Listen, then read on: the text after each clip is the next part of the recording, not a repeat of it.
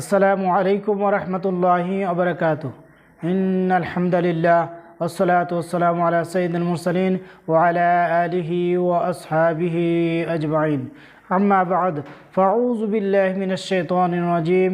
বিসমিল্লাহির রাহমানির রহিম। রব্বি ইশরাহ লি সাদরি ওয়া ইয়াসসির লি আমরি ওয়াহলুল উকদাতাম মিন লিসানি ইয়াফকাহু কওলি।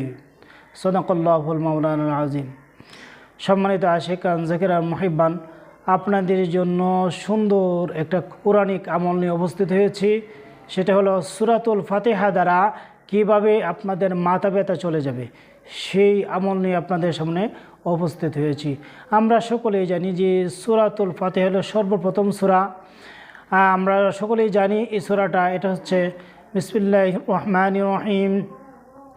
আলহামদুলিল্লাহি রাব্বিল আলামিন আর রহমানির রহিম মালিকি ইয়াউমিদ্দিন ইয়্যাকা না'বুদু ওয়া ইয়্যাকা নাস্তাঈন ইহদিনাস সিরাতাল মুস্তাকিম সিরাতাল লাযিনা আন'আমতা আলাইহিম গায়রিল মাগদুবি আলাইহিম ওয়ালাদ-দাল্লিন। আমিন। সূরাতুল ফাতিহা আমরা অনেকেই জানি, কিন্তু কিভাবে, কি নিয়মে, আপনার কি করতে হবে মাথা ব্যথার জন্য, সেটা হয়তো আমরা অনেকেই জানি না। আজকে আপনাদের জন্য এই আমলটা নিয়ে এসেছি। দেখেন, আপনাদের হাতের বৃদ্ধাঙ্গুল এবং শাহাদাত আঙ্গুল, বৃদ্ধাঙ্গুল এবং শাহাদাত আঙ্গুল এভাবে কপালে রাখবেন। রেখে বিসমিল্লাহকে আলহামদুর সাথে মিলিয়ে পড়বেন। বিসমিল্লাহকে আলহামদুর সাথে মিলিয়ে পড়বেন। এইভাবে ধরে বিসমিল্লাহকে আলহামদুর সাথে মিলিয়ে পড়বেন। বিসমিল্লাহির রহমানির রহিম আলহামদুলিল্লাহি রাব্বিল আলামিন। আমি আবার পড়ছি, বিসমিল্লাহির রহমানির রহিম আলহামদুলিল্লাহি রাব্বিল আলামিন।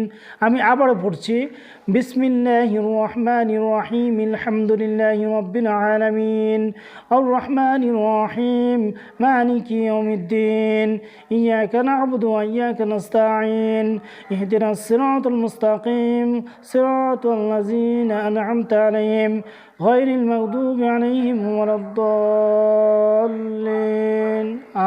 আমিন। এভাবে আপনার হাতের তালুতে ফু দেবেন। ফুটা যেন আপনার কপালে তার পাশে যেন লেগে যায়, এই সিস্টেমে ফু দেবেন।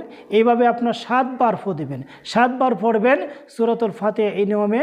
বিসমিল্লাহকে আলহামদুর সাথে মিলিয়ে 7 বার পড়বেন এবং 7টা ফু দেবেন। ইনশাল্লাহ আশা করি অচিরেই, অল্প সময়ের ভিতরেই আপনার মাথা ব্যথা দূর হয়ে যাবে। আল্লাহ তাআলা সকলকে এই আমল করার তৌফিক দান করুন। ইসলাম প্রচারের স্বার্থে লাইক করবেন, কমেন্ট করবেন, শেয়ার করবেন এবং এই চ্যানেলটিকে ভালোবেসে সাবস্ক্রাইব করবেন। সকলে সুস্বাস্থ্য মঙ্গল কামনা করে আজকের মতো এখানে শেষ করছি। ওয়া আখির দাওয়ানা আলহামদুলিল্লাহি রাব্বিল আলামিন।